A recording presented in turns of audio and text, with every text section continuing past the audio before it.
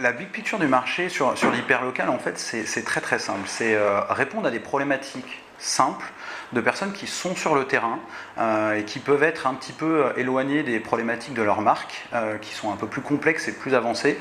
Donc ça va être avoir un discours très simple, revenir à l'essentiel des problématiques des gens qui vendent sur le terrain, avec un savoir-faire hyper local et donc un accompagnement spécifique sur chaque mesure, sur chaque mise à disposition d'outils. Aujourd'hui, notre vision de l'hyperlocal, c'est mettre à disposition un couteau suisse du programmatique. C'est un outil simple d'utilisation qui intègre toutes les fonctionnalités dont on peut avoir besoin. Ça va être d'abord travailler l'hyperlocal sur la géolocalisation, donc département, code iris, POI avec un radius autour pour définir une zone sur laquelle on va souhaiter communiquer plusieurs forces, plusieurs zones d'influence. Sur du display, sur du mobile, pourquoi pas sur de la vidéo aussi, donc sur tout ce type de formats qui peuvent être mis à disposition aujourd'hui des plateformes programmatiques.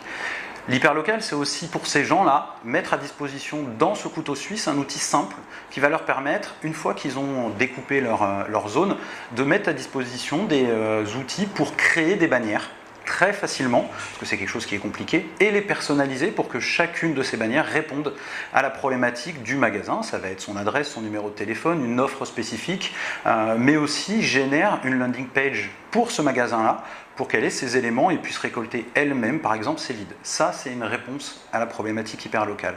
Bien entendu, l'autre partie, c'est mettre à disposition des statistiques sur ces zones-là, et pour ça, on a développé des outils qui permettent de répondre à toutes ces problématiques.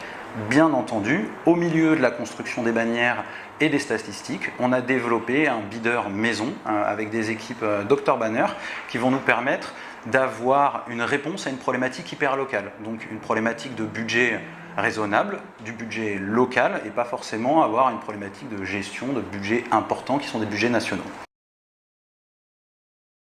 Les clients, ils sont partout. Les clients, c'est aussi bien des réseaux de distribution automobile, avec Mitsubishi par exemple, qui est un client qu'on accompagne depuis longtemps. Ça peut être aussi un distributeur sur toute la partie optique. Ça peut être aussi une marque de luxe ou du parfum. Je peux citer Coty aussi, avec lequel on travaille à l'international. C'est des personnes qui ont cette problématique de synchroniser sa communication marque avec la communication sur le terrain, de maîtriser une partie de ses assets médias et de pourquoi pas partager les investissements. On va retrouver ça sur tout ce qui est distribution par exemple.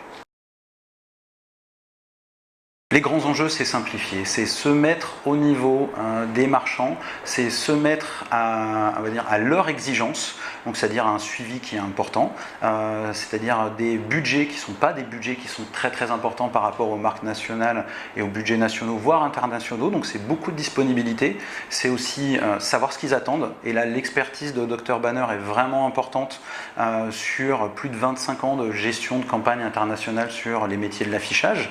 C'est ça aujourd'hui l'hyperlocal, c'est bien entendu derrière la maîtrise de toute la partie cartographie, géolocalisation, pour pouvoir être vraiment précis et répondre à leurs problématiques à eux. Et je reviendrai toujours, c'est simplifier et revenir à l'essentiel sur nos métiers qui sont le display, le programmatique. À ton avis, qu'est-ce que peut attendre quelqu'un qui a un magasin, qui a une concession, qui a une boutique? C'est d'avoir plus de monde dans sa boutique pour vendre plus. C'est vraiment aussi simple que ça. Après, on peut remonter sur des problématiques, bien entendu, de travailler la visibilité, mais c'est plus de la réassurance sur laquelle on va aller travailler. Donc aujourd'hui, ce qu'on nous demande dans les magasins et la demande de l'hyperlocal, c'est générez-moi plus de visites, générez-moi plus de ventes dans mon magasin. Et c'est ce à quoi on va répondre aujourd'hui avec ce produit Dr Banner. Et en plus de ça, on le met à disposition. Donc c'est complètement mis à disposition, c'est transparent pour les gens qui l'utilisent. Ils voient combien ils ont d'impressions, ils voient combien ils ont de clics, où ils vont retrouver ces impressions et ces clics pour faire évoluer, pourquoi pas, la campagne d'après. Et en plus de ça, on a une équipe de média traders experts qui ont l'habitude de travailler ces campagnes, qui vont les accompagner pour faire évoluer le targeting et le ciblage. On est sur des volumes qui sont des volumes importants, puisqu'on peut avoir des campagnes internationales, donc tout de suite ça va arriver sur des volumes qui sont importants. Ce que je te disais tout à l'heure, Coty c'est 8 aéroports en Angleterre, aux États-Unis, en Asie, sur un lancement pour Marc Jacobs. Donc oui, c'est des volumes qui sont importants. Quand on va travailler pour Mitsubishi, c'est des volumes qui sont importants.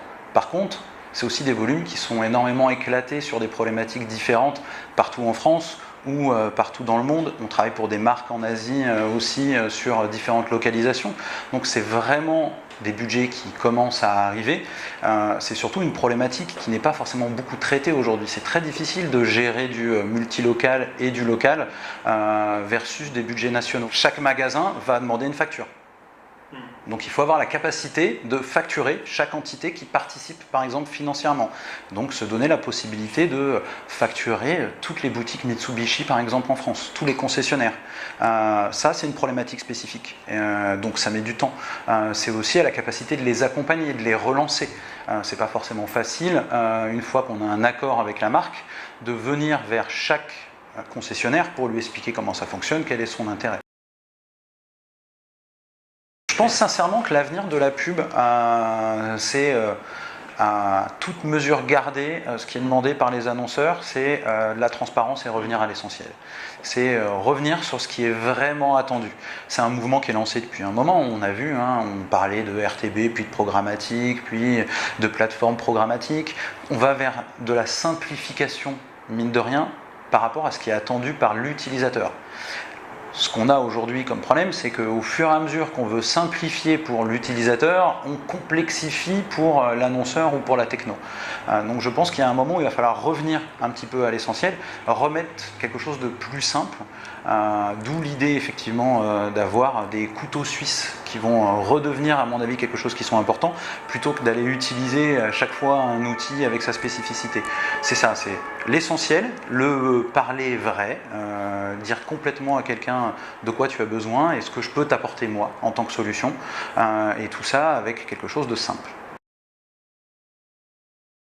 Aujourd'hui, il y a des solutions technologiques, la plupart du temps, les gens qui les utilisent, c'est des experts. Et c'est justement notre souhait chez nous, ça va être de mettre cet outil à disposition de monsieur, entre guillemets, tout le monde qui peut avoir un magasin. D'où cette idée toujours de couteau suisse facile d'utiliser. Ça peut être une agence média qui va l'utiliser pour répondre aux problématiques de son client. Ça peut être un réseau qui va l'utiliser pour répondre à ces problématiques de ses différents concessionnaires et distributeurs. Ça peut être demain une boucherie qui a envie de l'utiliser parce qu'elle se rend compte qu'elle a un marché sur une zone de chalandise qu'elle a envie de couvrir, elle peut le faire avec des budgets, donc ce sera quelque chose qui pourra être fait aussi. C'est vraiment un outil qui est fait pour être simple, et c'est là l'avantage de l'hyperlocal, c'est répondre de manière simple avec un outil facile.